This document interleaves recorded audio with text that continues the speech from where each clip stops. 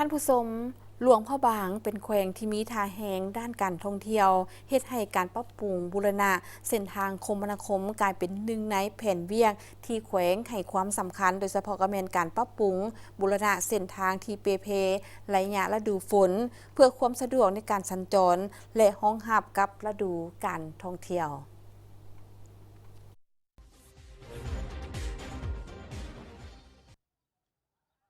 ท่านปลงว่างวังเจียซ่าหัวหน้าแผนกโยธาธิการและขนส่งแขวงหลวงพระบางได้ให้สัมภาษณ์ต่อทีมข่าวโทรภาพแห่งชาติลาวเกี่ยวกับระบบเส้นทางคมนาคมของแขวงหลวงพระบาง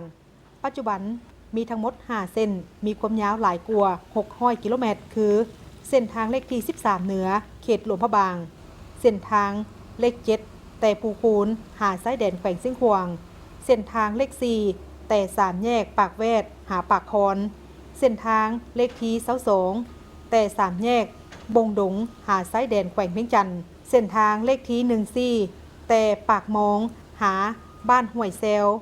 และเส้นทางเลขที่14แต่ห้วยแซวหาบ้าน3สุม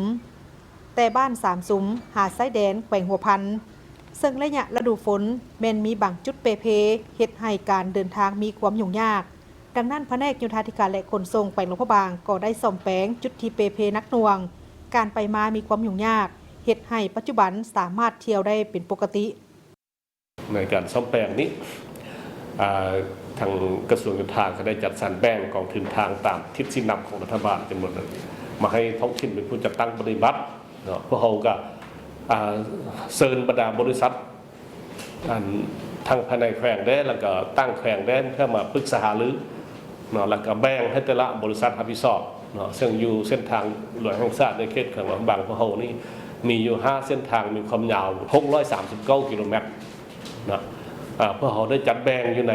639กิโลเมตรนี้ออกเป็นเก้าสัญญาพวกเขาเริ่มแก้ไขมาตั้งแต่ท้ายเดือน5วันที่28 29ของเดือน5มาถึงปัจจุบันนี่ก็สาวไปมือถือว่าบรรดาจุดล่อแหลมที่ให้ลดค่าบรรดาจุดล่อแหลมที่สังคมเอาไปออกข้าวโจมตีแถวนี้พวกเขาได้แก้มาแล้วเดี๋ยวนี้นะ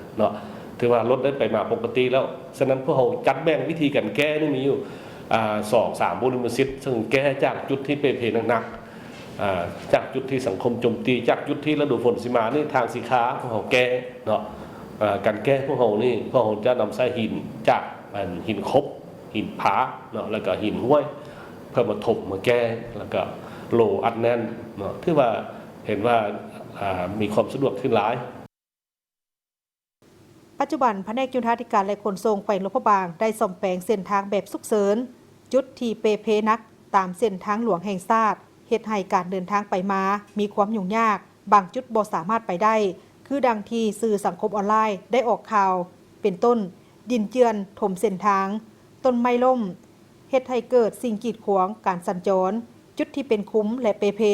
ด้วยการจัดซื้อจัดจ้างคัดเลือกเอาบริษัทที่มีเงื่อนไขครบถ้วนทางด้านพาหนะกลจักรบุคลากรด้านทืนฮอนเพื่อแก้ไขฉุกเฉินเฮ็ดให้การสัญจรไปมาเป็นปกติกลไกใหม่นี้เราจะได้เก็บเงินรถที่เหตุการณ์ขนส่งเหตุธุรกิจการขนส่งที่มีกำไรตัวอย่างรถขนส่งสินค้ารถขนส่งโดยสารพวกเราต้องได้เก็บแต่รัฐก็ถมคุมไปพร้อมภายหลังที่จุบกับเงินผู้ลงทุนเห็นแล้วก็ถือว่ารัฐอาจจะได้เงินจากผู้ไปเหตุทางแล้วเก็บเงินท่านมาเพิ่มตื้อข้าพเจ้าคิดว่ากลไกใหม่นี้พวกเราอยู่ในขั้นตอนที่กาเกี่ยมแล้วก็ทางผู้รับเหมาเนี่ยก็ได้กาเกี่ยมเพื่อจะสำรวจเฮ็ดระยะเฮ็ดถามเฮ็ดซ่อมแปลงหรือว่าปรับปรุงยนต์ระดับให้ถาวรพวกข้าพเจ้าคิดว่าถ้ากลไกใหม่ครับได้จะตั้งปฏิบัติถือว่าพวกเขาจะมีทางดีนี่เพิ่มขึ้นแต่ลดพรงบประมาณของรัฐนี่ลงการขนส่งไปมาก็สะดวกสบายและมีความยุติธรรมสำหรับผู้ขนส่งสินค้าที่สามารถยองน้ำหนักหลายขึ้นบ่หรือว่าที่พันมากับเขากับตี้ว่าเขาเจ้าเป็นผู้ขนส่งในทางเพเขาก็ทางก็สะดวกสบายขึ้นรถเขาก็สิบเพแล้วก็ทางเขาก็สิดีขึ้นและสังคมที่ใช้รถใช้ถนนที่บ่มีรายรับมันก็ได้ไปปกติคือเก่าก็บ่ได้เก็บภาคส่วนดังกล่าวนี่นะขึ้นว่ากลไกอันนี้ก็ถือว่า อาจจะเหมาะสมในสภาพปัจจุบันสำหรับบ้านเรา แขวงหลวงพระบางเป็นแขวงท่องเที่ยวมีสถานที่ท่องเที่ยวที่สวยสดงดงามทางธรรมชาติประวัติศาสตร์และวัฒนธรรมหนึ่งในนั้นก็แม่นแหล่งท่องเที่ยวธรรมชาติน้ำตกตาดกวงซีปี 2023 ถึง 2024 ธนาคารพัฒนา RCADB ได้ให้การสนับสนุนโครงการซ่อมแปลงเส้นทางไปตาดกวงซีจากเส้นทางดินแดงมาเป็นทางปูยางแต่เวลานั้นหับไส้แต่รถท่องเที่ยวและต่อมาก็มีการสัญจรเพิ่มขึ้นเฮ็ดให้เส้นทางมีการเปเพซึ่งมาฮอดปัจจุบันกำลังปรับปรุงซ่อมแปลงขยายเส้นทางออกเฮ็ดให้มีความสะดวกสบายซึ่งเส้นทางดังกล่าวนี้มีความยาวประมาณ26กิโลเมตรและสำเร็จการปูยางไปแล้ว10กว่ากิโลเมตรงบประมาณในการซ่อมแปลงและนำไส้เงินเกินแผนของแขวงคาดว่าจะให้สำเร็จในต้นหน้านี้เพื่อให้การสัญจรเส้นทางไปหาตาดกวงซีของประชาชนรวมไปถึงการเดินทางของนักท่องเที่ยวเข้าไปหาเขตดังกล่าวนี้มีความสะดวกสบาย